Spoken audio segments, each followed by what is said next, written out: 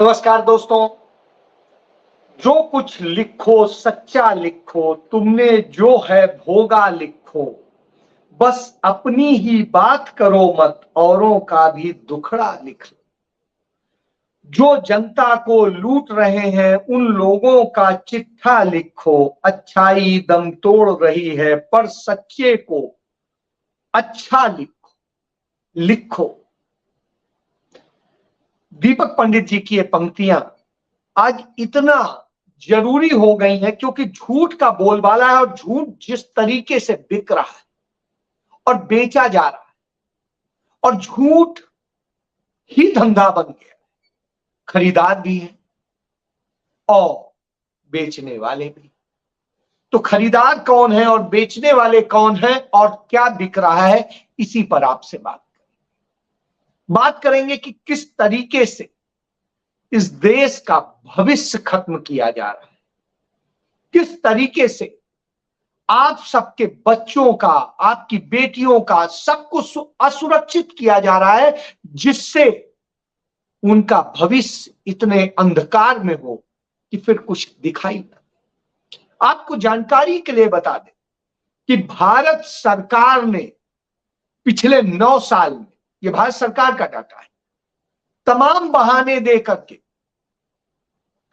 2 करोड़, फिर से फिगर सुन लीजिए, 2 करोड़ नौकरियां खत्म कर, कुछ को बेच दिया, कुछ को किन्हीं तरह से, किसी भी तरीके से।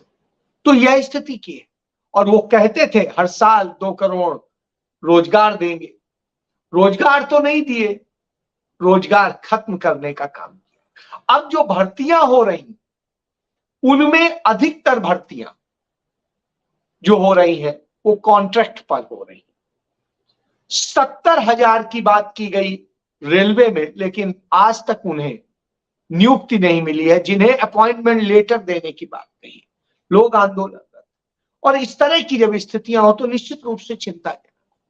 लेकिन इसी बीच हमारे देश में जो युवा, जो लोग देश की सुरक्षा का जज्बा लेकर, देश की सीमाओं की सुरक्षा का जज्बा लेकर सीमाओं पर जाते हैं, देश की रक्षा के लिए जाते हैं, उनके लिए यह सरकार सोचती भी नहीं, उनका इस्तेमाल करती है। लेकिन जब उनकी शहादत होती है, सदैव से होता था, जब उनकी शहादत होती थी तो उनको सब नमन करते थे।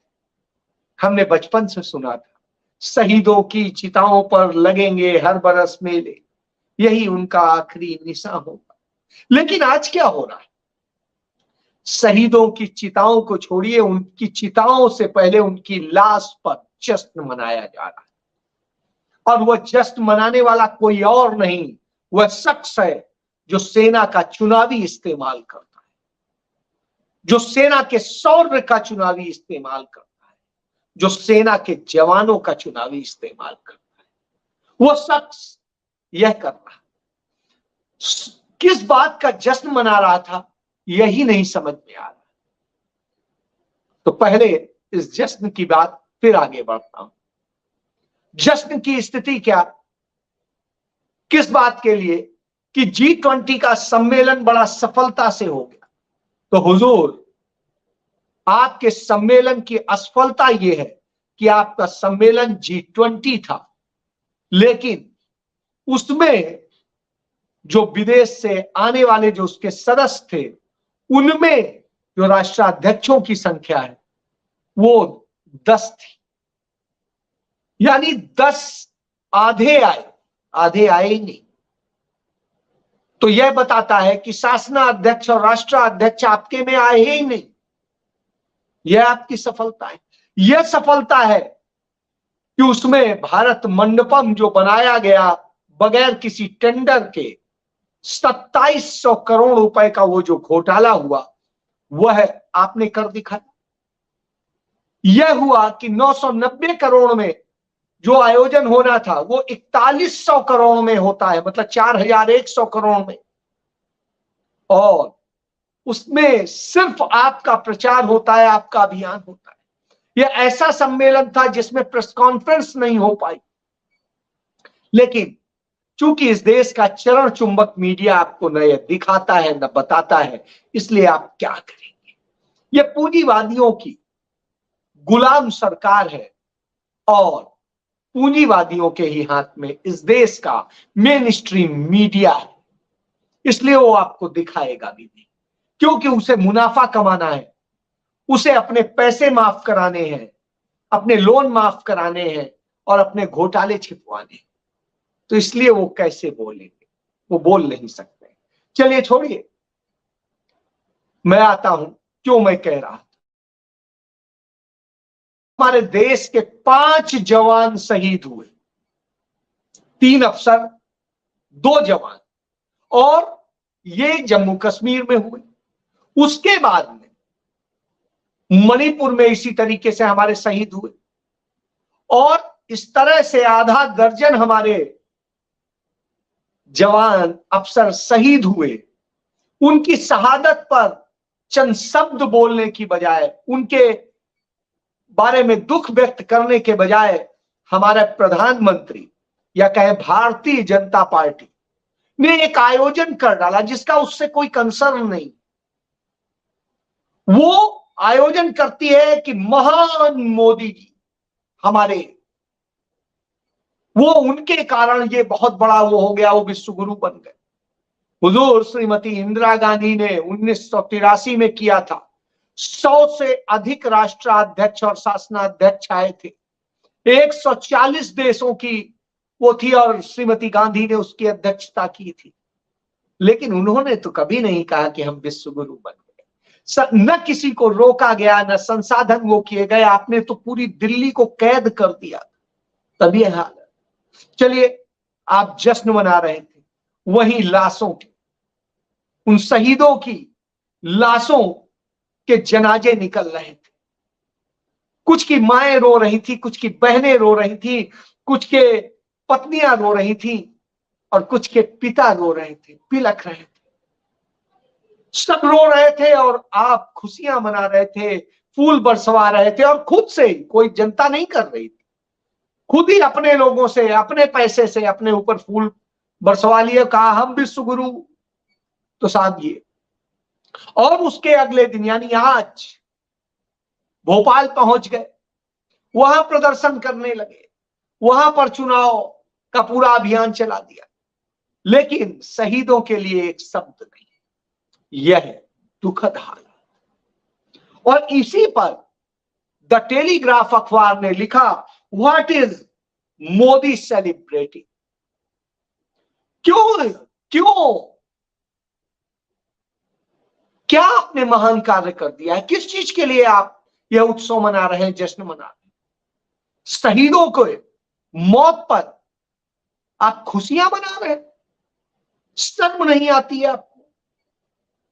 आज कांग्रेस पार्टी ने इस मुद्दे को लेकर के उनके मिलिट्री सेल जो है, सेना का सेल है, उसके अफसरों ने, जो रिटायर्ड अफसर हैं, उन्होंने आज प्रेस कॉन्फ्रेंस करी। लेकिन प्रेस कॉन्फ्रेंस शुरू करने के पहले उन्होंने कहा, नहीं, पहले हम अपने शहीदों को नमन करेंगे, फिर शुरू करेंगे। और उन्होंने नमन किया और फिर बताया क्यों यह स्थितियां हो रही, किन कारणों से हमारे सैनिक, हमारे अफसरान और सब शहीद हो रहे हैं, ये हालात क्यों है? क्योंकि भारत सरकार की नीतियों ने उन्हें मौत के मुंह में ढकेल दिया। और हिंदुस्तान के इतिहास में इतने जवान हमारे कभी नहीं शहीद हुए शांतिकाल में, जितने अकेले सिर्फ नरेंद्र मोदी के 9 साल में हो गए। यह इतिहास है अपने आप। यानी इस देश के सैनिकों को मौत के मुंह में आपने ढकेल दिया है।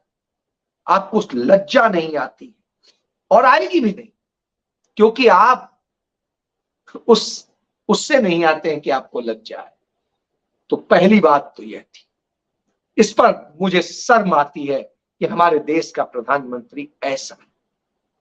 अब करता हूं दूसरी बात।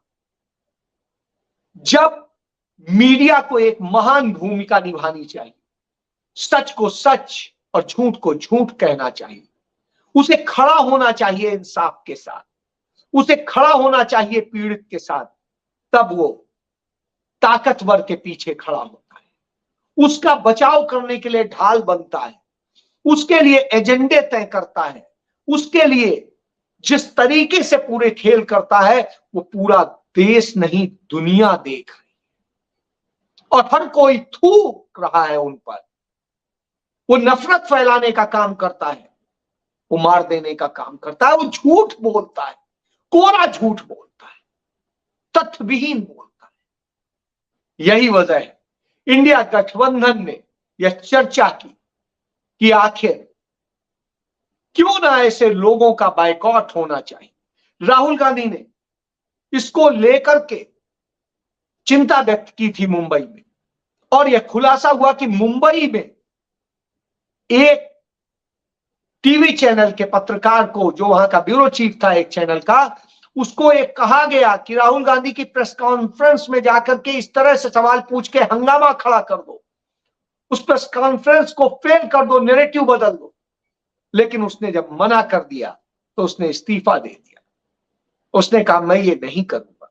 मैं सलाम करता हूं शोभित मिश्रा, मैं सलाम करता हूं सुप्रिया भारद्वाज को जिसने आज तक को लात मार दी, और मैं तमाम उन पत्रकारों को सलाम करता हूं, चाहे श्याम मीरा सिंह हो या कोई भी, जिन्होंने इस तरह की उसमें साथ देने से मना किया। लेकिन मैं इसी तरह से कुछ पत्रकार ऐसे हैं जो पूरी तरीके से दिखाई देते हैं कि वो बिके हुए लोग, उन्हें सिर्फ पैसा चाहिए, उन्हें अपने एजेंडे चाहिए और वो गुलामी करते हैं। और उन गुलामी करने वाले 14 पत्रकारों को, पत्रकार नहीं उन्हें कहना चाहिए, वो पत्रकार नहीं है, वो एंकर है, और उन 14 एंकर्स को इंडिया गठबंधन ने बैन करने का फैसला किया कि इंडिया गठबंधन के कोई भी प्रवक्ता पार्टी के नहीं जाएंगे उनकी डिबेट में। और यदि उनकी डिबेट में वो पता चलता है कि वो डिबेट कर रहे हैं तो वो छोड़ देंगे। तो यह फैसला एक महान फैसला है और हिंदुस्तान के इतिहास में बड़ा फैसला है। इसी तरीके से हिंदू मुस्लिम की नफरत फैला करके दंगे फसाद कराने की कोशिश करने वाले, नफरत फैलाने की कोशिश करने वाले एक संपादक रहे हैं, वो आज तक एक बड़े चैनल में है, और उन चैनल के उसने झूठ फैलाया, उन पर एफआईआर दर्ज की गई। यह भी एक अच्छा कदम, निश्चित रूप से सबक देना चाहिए। जब आप यह सबक देंगे तभी सुधार होगा। लेकिन इसको लेकर के हमारे देश के सूचना और प्रसारण मंत्री को बड़ा दर्द हो गया, क्योंकि एजेंडे तो वहीं से आते हैं।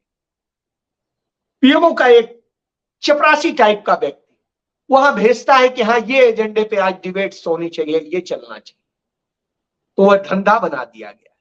तो ऐसी स्थिति में निश्चित रूप से जवाब देना बनता था, और ये एक बेहतरीन काम किया, देर से लिया गया सही फैसला है, और इसके लिए मैं उन्हें अप्रिशिएट करता हूं कि उन्होंने यह हिम्मत दिखाई है, भले ही कोई कुछ कहे।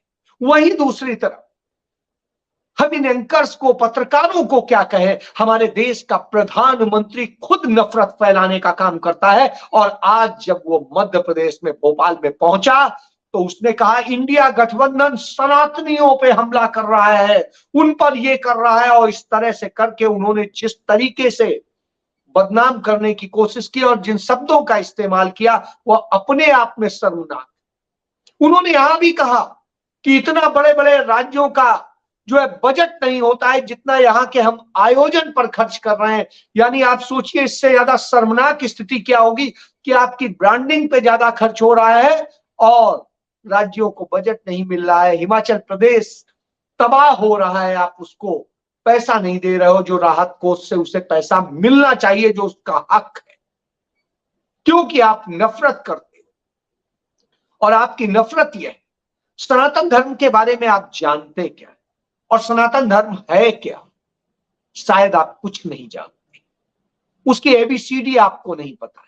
जो आप बताते हैं कि इतने 100 साल, इतने 1000 साल पुराना, आपको उसका कुछ नहीं पता है, क्योंकि धर्म जो है वो वैदिक धर्म है, वो सनातन धर्म नहीं है, वो हिंदू धर्म नहीं है। ये तो नाम दिए गए। और कैसे हुआ यह भी समझ लीजिए। वेदों को प्रकृति से समझ करके लिखा गया, संकलित किया गया, तमाम कालों में लिखा गया और उससे संकलित किया गया, वो वेद हुए। और पहले वेद से, ऋग्वेद से लेकर के सामवेद तक जब लिखे गए तो उसका पीरियड आकर के जो आता है वो कुछ ही सा पूर्व तक आता है। और उसके बाद उपनिषद, वेदांग और न तमाम चीजें लिखी गई। उसमें नफरत नहीं फैलाई गई थी, उसमें सबको जोड़ने की बात की गई थी, सर्वजन हिताय की बात की गई थी, उसमें प्रकृति को संरक्षित करने की बात की गई थी, प्रकृति पूजा की बात की गई थी। किसी मूर्ति की पूजा की नहीं थी, किसी व्यक्ति पूजा की नहीं थी, किसी मंदिर पूजा की नहीं। कालांतर में जब जैन धर्म में इस तरह से मूर्तियां बनाई गई और चीजें हुई, और उसके बाद में बौद्ध धर्म में जब आकर के स्तूप और सब बनाए गए, उसके एवज में कहा गया कि अब इसको कैसे वैदिक धर्म को बचाना है, उसके लिए आपने तमाम धर्मों का जो है निचोड़ लेकर के अपने में मिला करके और तमाम ग्रंथ रच डाले, मनमानी रच डाले। उनमें पुराण भी है, उनमें बहुत सारे हैं, जो है मद भागवत गीता है और बहुत सारी चीजें, गीता नहीं मद भागवत गीता। तो इस तरह से आपने बहुत सारी चीजें लिख डाली। और क्या हुआ, उनमें आपने अपना मनु संहिता भी लगा दी, सब कुछ लगा दिया, और उसके कारण आपने एक जातिवाद पैदा कर दिया। ब्राह्मण न बुरा था, न है, न होगा। आपने ब्राह्मणवाद किया, और यह ब्राह्मणवाद खतरनाक है, मनुवाद खतरनाक है, राष्ट्रवाद खतरनाक है, या कोई भी वाद, जातिवाद, धर्मवाद, कोई भी वाद, वो वाद खतरनाक है और वो वाद नहीं होना चाहिए। क्योंकि हर व्यक्ति समान है, हर व्यक्ति के कार्य है, वो अपने जो कार्य से पहचाना जाता है, ना कि जन्म से पैदा होने के कारण। इसीलिए वेद कहता है जन्म से हर व्यक्ति शूद्र होता है, वो अपने संस्कारों द्वारा वर्ण का निर्माण करता है। इसलिए सभी समान है और सभी को एक साथ लेके चलने की बात कहता है।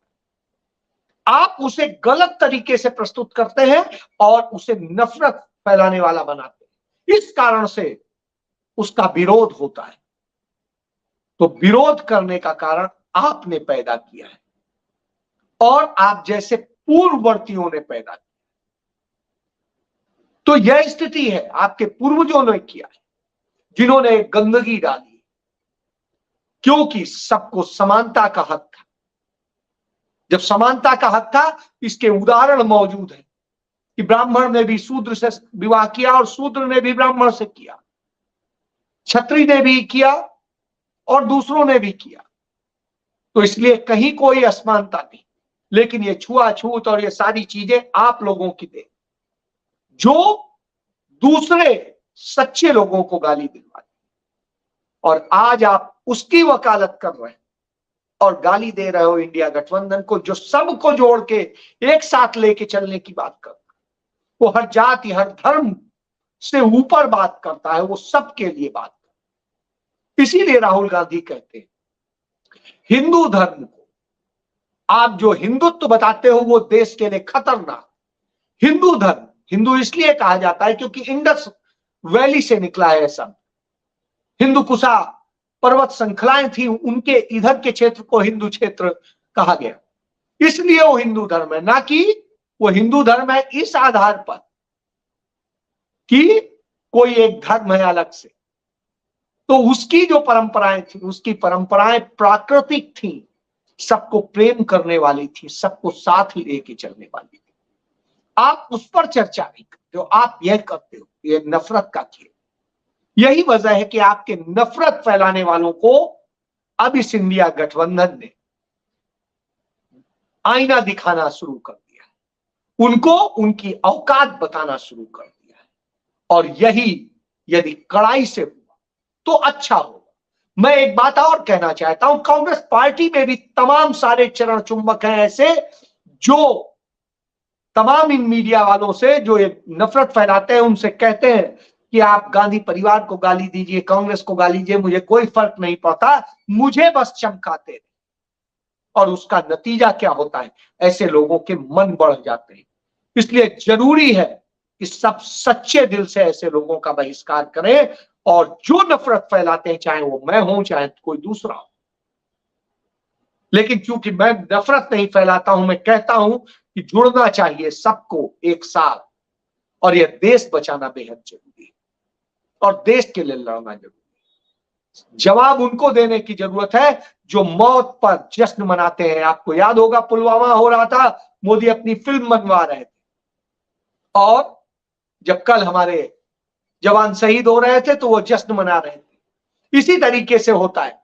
जिस दिन वो तब सब शपथ ले रहे थे, उधर रेल दुर्घटना हो रही थी गोरखनाथ एक्सप्रेस की, और सैकड़ों लोग मर रहे थे और वो जश्न मना रहे थे। यही नरेंद्र मोदी का है कि लाशों पर जश्न मनाने का इनका इतिहास है। चाहे 2002 के गुजरात दंगे देख लीजिए या आज की बात देख लीजिए, वो न नूह पर बोलते हैं, न मणिपुर पर बोलते हैं, न किसी और चीज पर बोलते हैं। वो इन लाशों पर जश्न मनाते हैं और अपने वोट बैंक साधते हैं। इसलिए इनका प्रतिकार किया जाना बेहद जरूरी है। और कम से कम यदि आप कहते हैं पत्रकार है, तो सच बोलना, सच लिखना हमारी ड्यूटी है, वो हमें करना चाहिए। इसी के साथ मैं अपनी बात समाप्त करते हुए आपसे आग्रह करता हूं कि सच को जानिए, पहचानिए और सच के साथ खड़े होइए, क्योंकि सच ही है जो आपका, आपके बच्चों का भविष्य बचाएगा। जय हिंद।